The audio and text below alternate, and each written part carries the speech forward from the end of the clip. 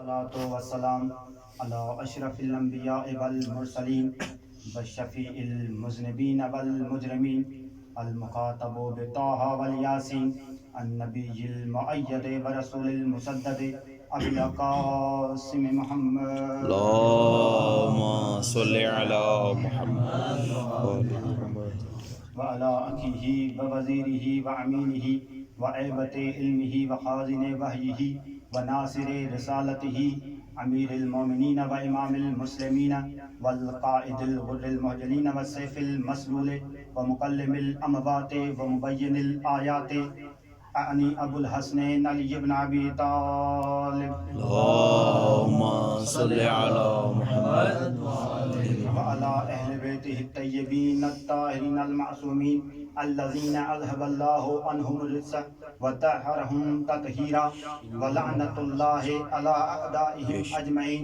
من يومنا إلى قيام يوم الدين. أما بعد فقد قال إمام محمد باقر علیہ السلام لقد كانت فاطمة علیہ السلام مفروض الطاعة على جميع من خلق الله من الجن والإنس والطير والوحوش والملائكة والأنبياء صلی اللہ علیہ وسلم. اللهم صل على محمد وآل محمد. سب سے پہلے خالق علم عزت سے دعا ہے کہ آپ کا اس ذکر سیدہ میں آنا اور مجھ ناچیز کا پڑھنا اپنی بارگاہ میں قبول فرمائے. اللہ آمین. اور خالق علم عزت سے دعا ہے کہ بانیان مجالس مولانا سید اظہر حسین کا یہ جو ذکر سیدہ کیا ہے خداوند متعال اپنی بارگاہ میں قبول فرمائے اللہ آمین. اور ان کی توفیقات خیر میں اضافہ فرمائے. اور ہم اپنے وقت کے امام کے ہوتے ہوئے بھی ان کے دیدار سے محروم ہیں. خدا سے دعا ہے کہ ہمارے 12ویں امام کا جلد سے جلد ظہور فرمائے اور ہمیں ان کے سپاہیوں میں سے شمار فرمائے. اپنی دعا کی قبولی کے لیے ایک دفعہ پھر بآواز بلند تر صلی اللہ علیہ وسلم. اللهم صل على محمد وآل محمد. محترم، اب تو یہ تھا کہ جس طرح میرا بھائی فضائل زہرا بیان کر گیا ہے اور میرے آنے کی ضرورت تو نہیں تھی، لیکن سید کا حکم تھا اور زہرا کے فضائل میں بھی اپنا نام لکھوانا تھا. جیسا کہ میں دیکھ رہا ہوں کہ میرے سامنے علم کے قمر اور علم کے سورج بیٹھے ہوئے ہیں اور میں چاہتا ہوں کہ انہی علم کے قمر اور علم کے سورجوں کو فضائل زہرا سے منور کروں. زہرا وہ عظیم بیوی ہے کہ جو حسنین جیسے اماموں کی مادر گرامی ہے، علی جیسے افضل امام کی زوجہ ہے. اور میں اس فاطمہ زہرا کے فضائل میں کیا کہوں جس کے بارے میں اللہ کبھی قرآن میں انا اعطیناک الکوثر کہہ کے قصیدہ پڑھے، جس کے لیے کبھی مرج البحرین یلتقیان کہہ کے خداوند متعال قصیدہ پڑھے، کبھی اسی بی بی کے لیے خداوند متعال وما ادراک ما لیلۃ القدر کہہ کے اس کے فضائل بیان کرے. اور میں اس فاطمہ کے فضائل میں کیا کہوں جس کے بارے میں محمد مصطفیٰ خود کہتے ہوں کہ فاطمہ ام ابیہا. اور اسی فاطمہ کا تعارف بیان کرتے ہوئے میں آپ کی توجہ چاہتا ہوں. اگر آپ کی توجہ نہیں تو 10-15 منٹ میں آپ کی زحمت تمام کروں گا، ورنہ آذان کا ٹائم بھی نہیں، آذان نہیں ہو جائے گی. توجہ چاہتا ہوں اور آپ کی حوصلہ افزائی چاہتا ہوں. ایک دن کائنات کے افضل نبی نے فاطمہ کا ہاتھ تھامے ہوئے مسلمانوں سے مخاطب ہو کے فرمایا فمن عرف ہذہ فقد عرفہا، جس نے بھی میری بیٹی فاطمہ کو پہچانا ہے وہ پہچان چکا ہے.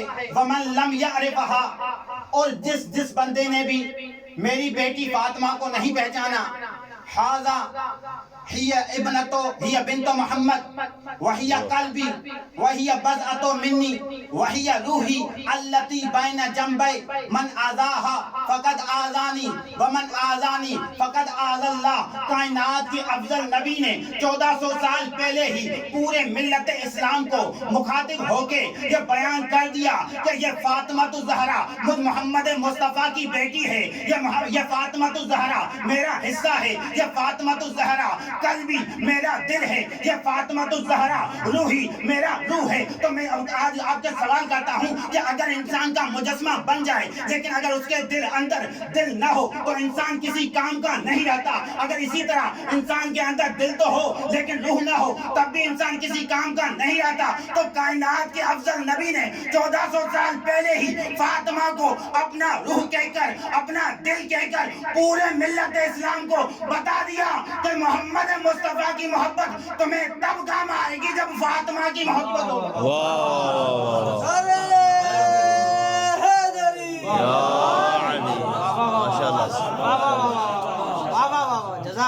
ابھی آپ کے مزاج ہی دیکھتے ہوئے میں چاہتا ہوں کہ ایک فاطمہ کے محبوں کی عظمت بھی بیان کر دوں کہ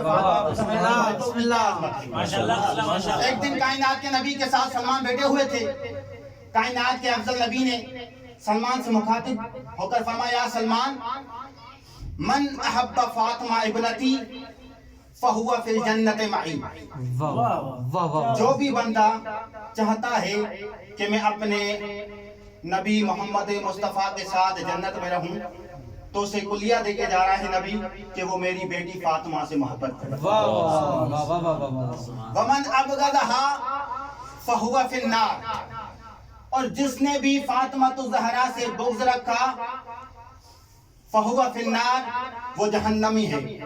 بھلے ہی لوگ اسے رضی اللہ کہیں، لوگوں کی نظروں میں وہ رضی اللہ رہے گا، لیکن حقیقت میں کائنات کے نبی فرماتے ہیں فہو فی النار، وہ نار، وہ جہنمی ہے۔ آگے کائنات کے نبی نے محب فاطمہ الزہرا کی عظمت بیان کرتے ہوئے کہتے ہیں، یا سلمان، حب فاطمہ ینفع فی مئت من المواطن وایسرھا من تلک المواطن الموت والقبر والمیزان والمحشر والصراط والمحاسبت۔ ان میں سے سب سے جو آسان ترین موارد ہے فاطمہ الزہرا کی تمہیں محبت 100 مقامات پر کام آئے گی، 100 مقامات پر فائدہ دے گی۔ ان میں سے سب سے جو آسان ترین ہے، آپ کی توجہ چاہتا ہوں، ان میں سے سب سے جو آسان ترین ہے وہ ایک موت کا وقت ہے، ایک قبر کا وقت ہے، ایک حساب کا وقت ہے، ایک پل صراط کا وقت ہے۔ یعنی کائنات کے نبی نے بتا دیا جنہوں نے اپنے اور اختیار کر لیے ہیں ان کے وہ اس وقت نہ تو انہیں قبر میں کام آئیں گے، نہ صراط میں کام آئیں گے، نہ موت کے وقت کام آئیں گے۔ آپ شیعان علی خوش نصیب ہیں، جب مریں گے تب بھی فاطمہ کی محبت کام آئے گی، جب قبر میں جائیں گے تب بھی فاطمہ کی محبت کام آئے گی، اور جب صراط سے گزریں گے تب بھی فاطمہ کی۔ یا علی یا علی اللہم صلی علی محمد وآل محمد۔ جزاک اللہ۔ فاطمہ الزہرا کی محبت 100 مقامات پر کام آئے گی۔ اسی وجہ سے تو میرے 5ویں امام نے فرمایا کہ ہماری دادی فاطمہ الزہرا کی اطاعت اللہ نے تمام مخلوق پر واجب کرا دی تھی، چاہے من الجن ومن الانس والطیر، چاہے وہ جنات میں سے ہو، چاہے وہ انسانوں میں سے ہو، چاہے وہ پرندوں میں سے ہو، چاہے وہ حیوانات میں سے ہو، چاہے وہ ملائکہ میں سے ہو، چاہے وہ انبیاء میں سے ہو۔ اللہ نے تمام مخلوقات پر فاطمہ الزہرا کی محبت واجب کر دی ہے اور اس کی اطاعت واجب کر دی ہے۔ تو اب جو فاطمہ کی اطاعت کرتا ہے، فاطمہ کی محبت جس کے دل میں ہے، اس کی تو آپ نے فضائل سن لیے کہ اسے فاطمہ کی محبت 100 مقامات پر فائدہ دے گی۔ اب سنو کہ جنہوں نے فاطمہ سے بغض رکھا تھا، سمجھ جائیے گا، ایک روایت ان کے بارے میں بھی بیان کرتا ہوں کہ ان کا کیا حشر ہوگا، لیکن اس کے لیے آپ کی توجہ چاہتا ہوں۔ یہی میرے 5ویں امام ہیں۔ امام فرماتے ہیں، من وراء شمسکم 40 ھذہ عین شمس۔ یہ جو آپ سورج دیکھ رہے ہیں نا، اسی سورج کے پیچھے اسی کے مثل 40 سورج ہیں۔ وبین عین الشمس الی عین الشمس 40 عاما، اور ہر ایک سورج کے درمیان 40 سالوں کا فاصلہ ہے۔ وَفِيهَا خَلْقٌ كَثِيرٌ مَا يَعْلَمُونَ إِنَّ اللَّهَ خَلَقَ آدَمَ وَلَمْ يَخْلُقْهُ. انہیں یہ نہیں معلوم کہ اللہ نے آدم کو خلق کیا ہے یا آدم کو اللہ نے خلق نہیں کیا. تو ان کا کام کیا ہے اور ان کا کام بھی آپ کو بتاتا ہوں. اسی طرح امام نے کہا مَمِنْ وَرَائِ قَمْرِكُمْ 40 قرصًا وَبَيْنَ قرصٍ إِلَى قرصٍ 40 عامًا. اسی طرح انہوں کے درمیان بھی 40 سالوں کا فاصلہ ہے. وَفِيهَا خَلْقٌ كَثِيرٌ مَا يَعْلَمُونَ إِنَّ اللَّهَ خَلَقَ آدَمَ وَلَمْ يَخْلُقْهُ. انہیں بھی نہیں معلوم کہ اللہ نے آدم کو خلق کیا ہے یا نہیں کیا. اب ہم فقط شیعہ علی ان پر لعنت نہیں کرتے بلکہ یہ بھی کرتے ہیں. آگے امام فرماتے ہیں تو اب ان کا کام کیا ہے؟ قد الہموا الیہ لعنت الاول والثانی فی جمیع الاوقات.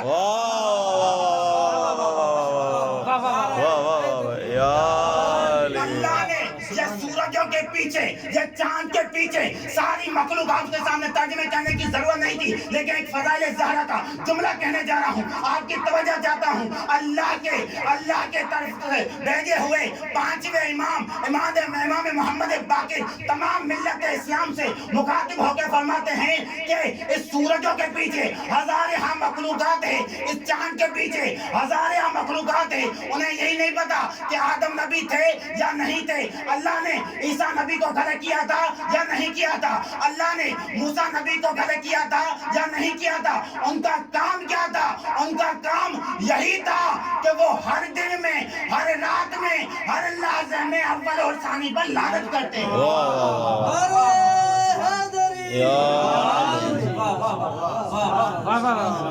ماشاءاللہ ماشاءاللہ سبحان اللہ. واہ سبحان اللہ. عزت بھی بڑی تھی تو مصیبتیں بھی بڑی تھی. بس اللہ تعالیٰ نے امام حسین، میں آپ سے ایک سوال کرتا ہوں کہ اگر آج کی دنیا کا کوئی شجاع ترین انسان ہو تو کسی بھی بندے میں یہ جرأت نہیں ہوتی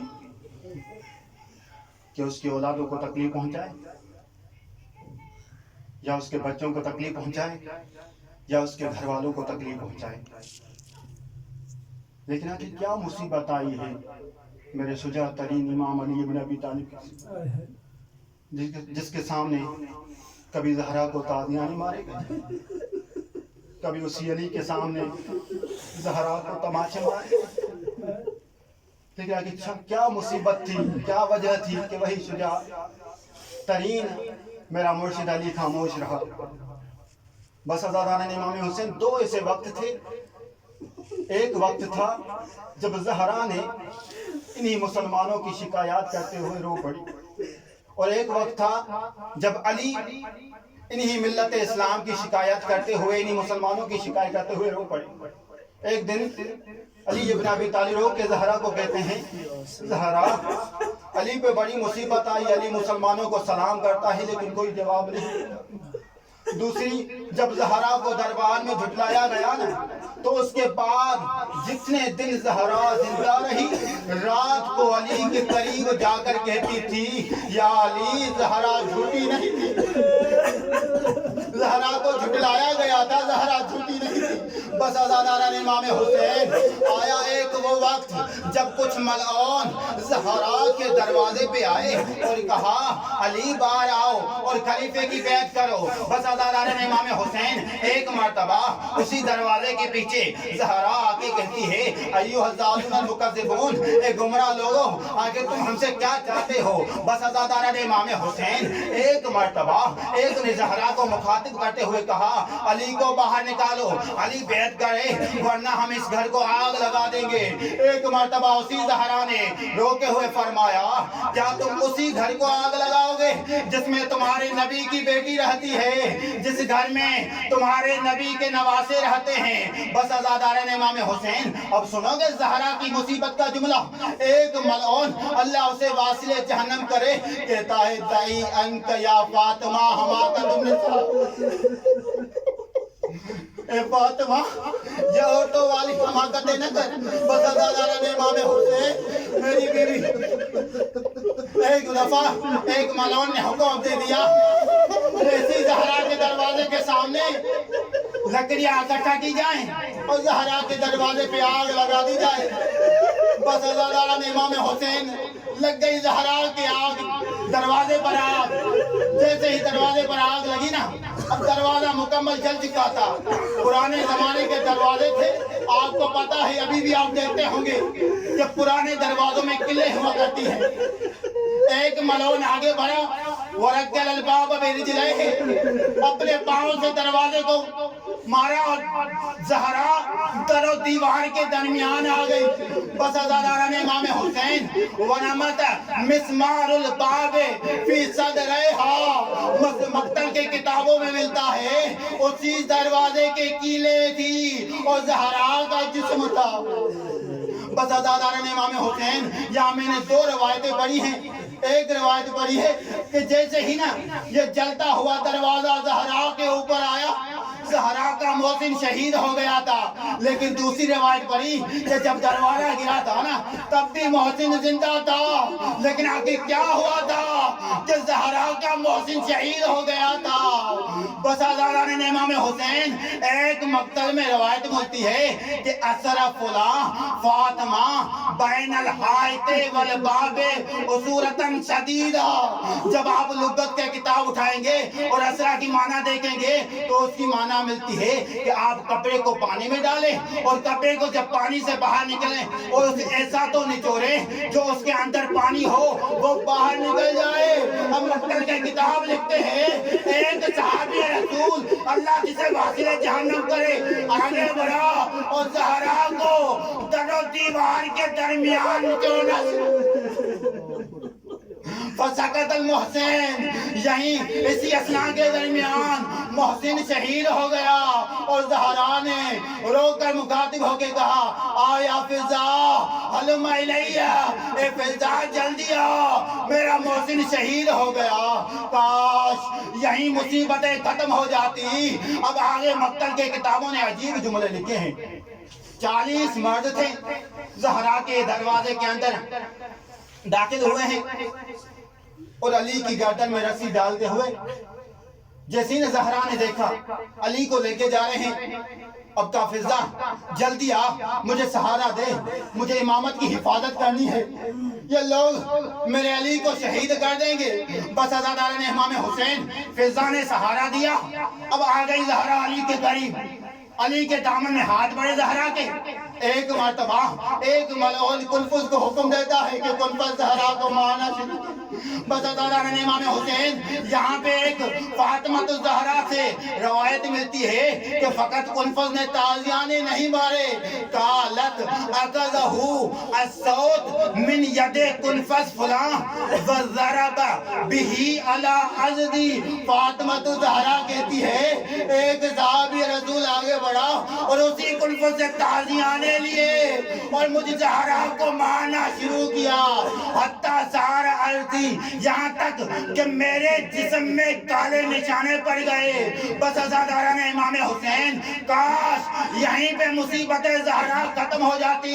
लेकिन आगे ज़हरा कहती है, ज़रब बियदिही, अब उस मलऊन ने मुझे अपने हाथों से तमाचे मारने शुरू कर दिए, यहाँ तक कि मेरे कानों की बालियां जमीन पर गिर गई। मैं हाथ जोड़ के अर्ज करूं, ज़हरा ये फकत आपको नहीं मारे गए, लेकिन आपके बाद इसी आपके बेटे हुसैन की 6 साल की बेटी होगी जिसका नाम सुकैना होगा। जब करबला के मैदान में अब्बास को भी शहीद किया जाएगा, हुसैन को भी शहीद किया जाएगा। एक मर्तबा एक मलऊन आगे बढ़ेगा और वो सकीना के बालों में हाथ डालेगा और तमाचे मारने शुरू करेगा। अब मैंने यहीं पे मक्तल के जुमले पढ़े हैं कि एक मर्तबा सकीना ने नारे फुरात की तरफ मुंह करके कहा, चचा अब्बास आपके बाद मुझ सकीना को तमाचे लगाए गए।